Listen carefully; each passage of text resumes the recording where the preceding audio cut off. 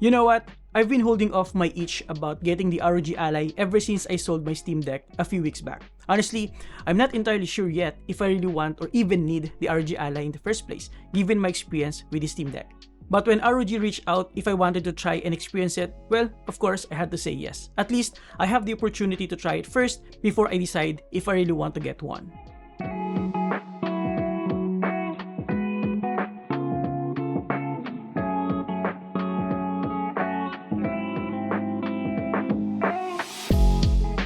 Spoiler alert, I actually like it, and I like it more than the Steam Deck for a number of reasons that ultimately boil down to ease of use and how convenient the ROG Ally is for casual gamers like myself, not to mention the better overall features and performance. Well, of course, with a significant bump in price. With that said, let me share with you my experience with the ROG Ally, and what I have here is the more affordable but still highly capable non-extreme variant. I'll share with you my experience both in terms of its handheld performance and desktop mode capabilities. With that being said, let's get into it. As always, honest disclaimer, this time around, this video is sponsored by ROG to help spread the word that the more affordable non-extreme variant is now available here in the Philippines. So with that, this video will not be a full review, but more about me sharing my first-hand experience of using it for a few weeks now. To make things easier for us, I'll break it down to at least 6 things that I like about this highly anticipated, powerful handheld gaming device. Of course, this product is not perfect, so I'm also going to share a few things that I think ROG can improve moving forward. The non-extreme variant of the ROG Ally features the AMD Ryzen Z1 processor based on 4nm Zen 4 architecture with 6 cores and 12 threads, 22MB of total cache, and can run up to 4.9 GHz. It also uses the AMD Radeon graphics with RDNA 3 with 4 compute units, up to 2.5 GHz clock speed, and 2.8 teraflops. It also supports the same TDP of 9 to 30 watts. Other than that, it's essentially the same as the Z1 Extreme variant, with the same display specifications, 16GB of LPDDR5 RAM, up to 512GB of Gen 4 NVMe SSD, 40Wh of battery, and 65 watts of power delivery. Basically the same design, construction, and all the other features. Now, the first thing that I like about the ROG Ally, and probably my favorite aspect aside from the performance, is the overall ease of use, especially for casual gamers like myself, and probably for other non-tech savvy gamers out there. One of the key reasons why I sold my Steam Deck is that I just got tired of tinkering with it, researching, installing third-party tools, and trying to squeeze in every bit of performance that I can get out of it. I just didn't have the time to waste, and I just wanted to sit back, relax, and game on my limited time in between work and before going to bed. If I were younger, I'd be happy to do all that, exploring, learning, and trying different technical workarounds. But now, being a dad, I have such a limited time to play games, and I know I'm not alone. With the ROG Ally, everything seems very convenient. I can just treat it like it is a gaming laptop. I can just install my games on various platforms, and they'll automatically populate on the Armor Crate SE software.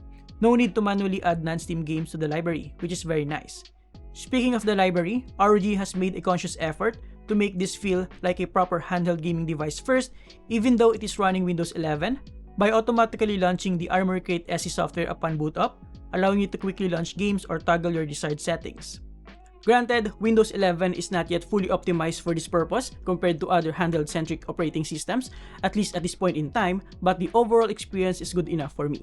And with a native Windows 11 operating system, again, I can treat it as a normal PC, especially when docked. More on that later.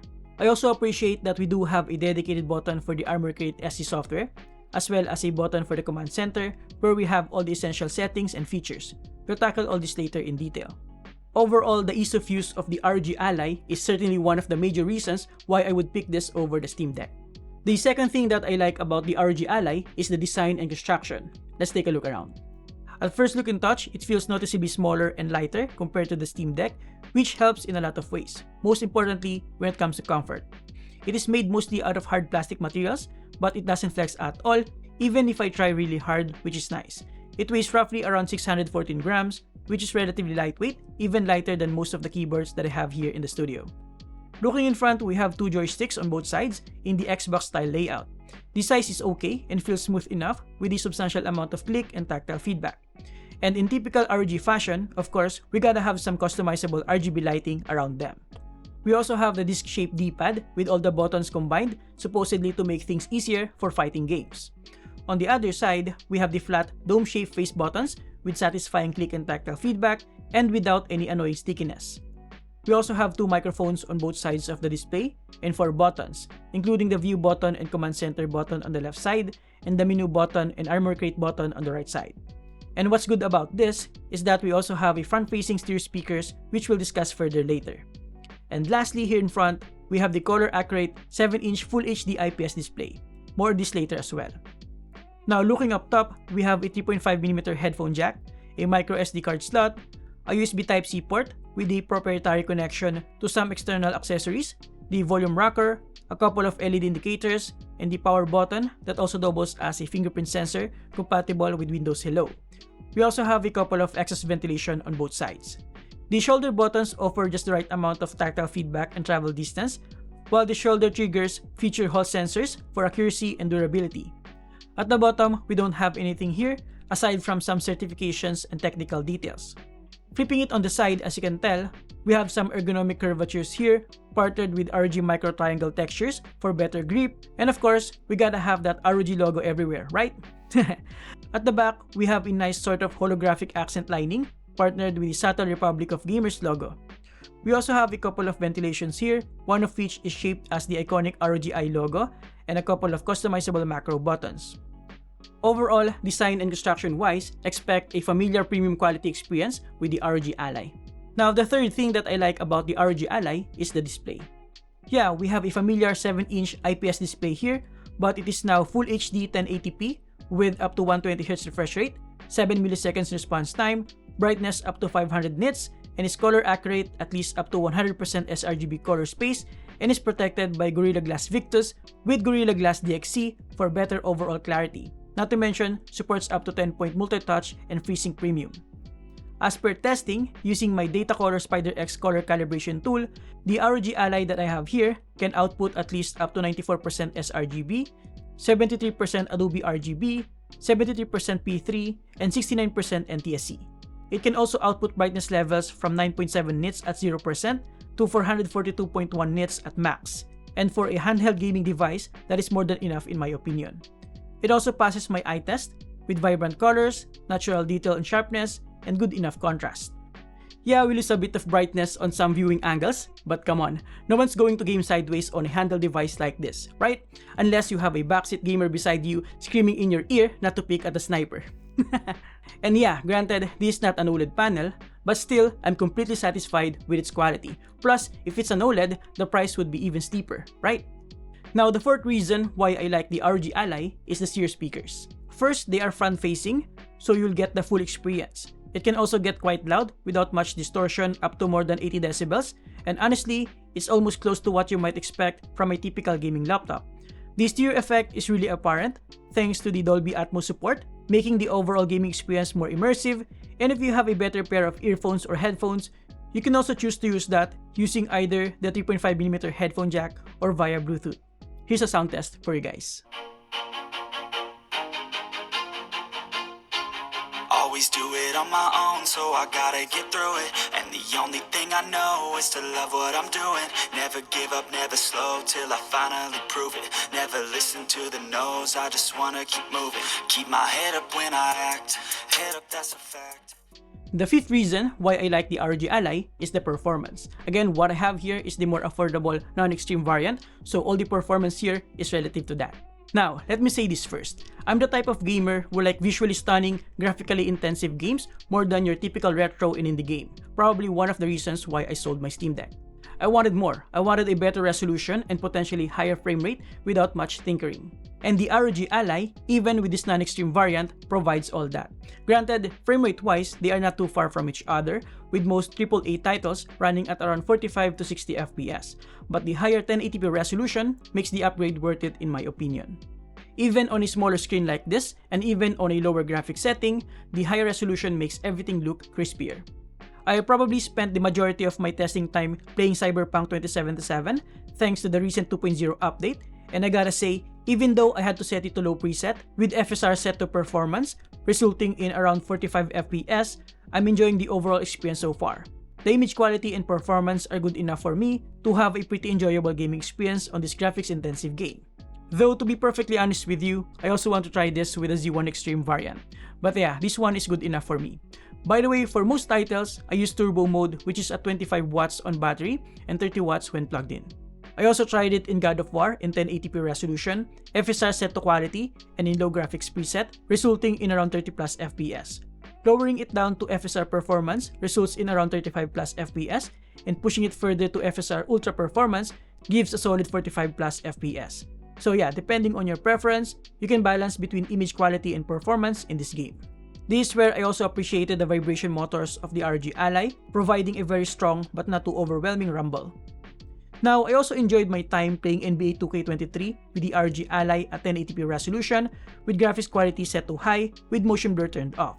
I also settled with VSync turned on at 60 FPS, as it is the recommended setting for this game. It runs at around 40 plus FPS on cinematic cutscenes, but during the gameplay itself, it's a solid 60 FPS. This is probably one of the best games to play for casual gamers like myself, as you can easily finish a game in one sitting during break times, unlike most RPG games. I also tested the ROG Ally in Street Fighter V to get a grip on how the D-pad will fare on a fighting game like this, and I'd say it's fine, though it needs a little bit of getting used to. It provides distinct tactile feedback for each button while maintaining the same placement of your thumb. Personally, I am a joystick kind of fighting game player, as I like the freedom of movement without minimal to no friction. Let me know in the comments below what your preference is. I'm curious. Lastly, in terms of handheld gaming experience, I also tested it in Brawlhalla to get an idea of how a powerful device like this handles a lightweight game. And to no surprise, the gaming experience here is outstanding, including the battery life. More on that in a minute. But yeah, games like this makes this handheld a good option to kill time during downtimes and traveling. Now, the sixth and last notable thing that I like about the ROG Ally is of course the versatility of having a highly capable device in the palm of my hand. You can use it as a standard portable handheld device, as a portable Windows machine, or use it as a normal desktop PC. And honestly, one of the things that I was looking forward to about the ROG Ally is if it's capable of running Valorant in a reliable manner, and I'd say for the most part, yes. I tested it in two of my setups. The first one is using my Cal DGTS4 Thunderbolt dock, which I also use on my MacBook and PC. I use it to connect my Nufie R75 V2 keyboard, my Fantech Aria XD7 gaming mouse, and my EVE Spectrum monitor, while also providing up to 98 watts of power and wired internet to the ROG Ally. I gotta be honest with you guys, on the first try, I encountered some input lag on my external keyboard, even on wired mode. And upon quick research, apparently it's a bug that involves a couple of Armor Crate service that you should disable to fix the issue. Thankfully, it was quickly fixed by a timely firmware update, which is absolutely clutch. I tested it again, now using another setup with the Akasis 10-in-1 hub, which I used in the past for my portable iPad editing setup. It's essentially the same setup, connecting my peripherals and wired internet while also providing power to the ROG Ally. And the gaming experience in Valorant via this awesome desktop PC-like setup is absolutely playable with around 130 plus FPS in range and around 100 to 130 plus FPS in an actual game at 1080p resolution and in high settings. As you can tell, I can still manage to kill some bots with this setup. So yeah, I'm super happy about the performance and versatility of the ROG Ally that I'm currently contemplating if I still need a PC, since I only play Valorant nowadays. Now, in terms of cooling performance, I'd say the ROG Ally's dual fan system does a decent job, as you can tell. The CPU temperature is only around 71 degrees, and on the surface at the back is just around 30 degrees and 37.4 at the vents. And the fan isn't super loud either, at only around 47 decibels. Not to mention the smell of the exhaust, which is nowhere near the satisfying burning smell of the SteamDeck. Alright, so those are the 6 notable things that I like about the ROG Ally. How about the things that I didn't like? Well, first, probably the most obvious one, battery life, which to be honest, I was expecting already given my experience with the SteamDeck and knowing that the ROG Ally has an even more powerful specification. As per my experience, running AAA titles like Cyberpunk 2077 at turbo 25 watts in 1080p resolution, FSR performance, 50% brightness, and 40% volume, I'm getting around an hour and 12 minutes, which is not a lot, especially for an immersive, story-driven game like this. So like with my experience with the SteamDeck, I always have my beefy portable power bank ready at all times. But when playing a lightweight game like Brawlhalla at silent mode 10 watts, with the same 50% brightness and 40% volume, I was able to get around 3 hours, which is good enough to kill some boring hours of the day. So yeah, it depends on the game. But honestly, it still could have been better, and maybe it will as time goes by with software and driver optimizations. Another thing that I didn't like about the ROG Ally is probably the bugs. Some I've already encountered, like the input latency that I pointed out earlier, and some that are shared by other users. But I'm positive that ROG is going to consistently update the firmware to fix those issues. Lastly, just for potential room for improvement for the next iteration, I wish the power button was a little bit more protruded like the volume rocker so that I can easily find the fingerprint reader by touch. And hopefully, they also consider increasing the battery capacity in the future. I'll take a few more grams of weight for an additional battery life. Now before we end this video, let me give you a quick tour of the Armoury Crate software and the command center. As I pointed out earlier, once you boot the ROG Ally, it will automatically launch the Armoury Crate SE software, which is a streamlined version of the Armoury Crate that includes a very intuitive game library and settings page. But first, let's check out the command center, which you can open by clicking its dedicated button. Here you can adjust the brightness, volume, mute, and standard power settings. You can also toggle between different performance modes here, change control mode, and game profiles. You can also open the on-screen keyboard, toggle real-time stats overlay, set up the FPS limiter, show desktop, and toggle AMD RSR. You can also customize this via the Armoury Crate SE software. Inside the Armoury Crate SE, we have our game library, and like I said earlier, regardless of which platform you install your game, it will automatically show up here, which is very convenient. Under the settings page, you can fully customize both the gamepad mode and desktop mode to tailor to your personal preference. You can also dig deeper into the 5 different performance modes, including Windows and manual modes. You can also glance at your system stats, configure standby modes to extend battery life, and adjust the memory dedicated to the GPU. Aside from that, we also have the game visual, which essentially are display presets, RGB lighting for LEDs around the joysticks, customized boot-up lighting configuration, as well as XG mobile lighting integration. We also have the connection for both Wi-Fi and Bluetooth, audio for microphone and speaker settings, and of course, Aura Sync. Here on the right side, you can add or remove settings for the command center depending on your preference. Under the content page are just miscellaneous options, but the most important thing here is the update center. After updating to the latest firmware, aside from bug fixes, we now have an additional option to calibrate both the joysticks and the triggers for better accuracy, and the process is super easy and quick with an intuitive guide. As for the unboxing experience, it came in premium packaging, and inside it, we have the ROG Ally itself, the 65 watts power brick, a warranty card, the user manual, and a cardboard stand that I find really handy. Overall, as you can tell, the ROG Ally is indeed a feature-packed, powerful handheld device that isn't too overwhelming for any type of gamer. You have the option to just use the available features and settings and just focus on gaming, while also having the liberty of a fully fledged Windows PC to potentially tinker with anything you desire with a familiar platform. Performance-wise, this non-extreme variant of the ROG Ally is good enough even for AAA games, but honestly, this variant is more suitable for lighter games, indie games, and nostalgic retro games. And there you have it guys, thank you for watching. Huge thanks to ROG for allowing me to experience the ROG Ally and for sponsoring this video. Again, as I always say, a review cannot be sponsored, and I'm always transparent to you about that. So this is not a review, but just me sharing with you my experience, and hopefully, you still got a thing or two just in case you're still on the fence on getting the ROG Ally. I'll put some links below if you're interested. Now, if you're looking for a bang-for-the-buck gaming monitor from ASUS, check out my review of the ASUS TUF Gaming VG27AQ3A by clicking this. Thank you for watching, subscribe if you appreciate this video, and see you next time. Have a great day guys, you're awesome.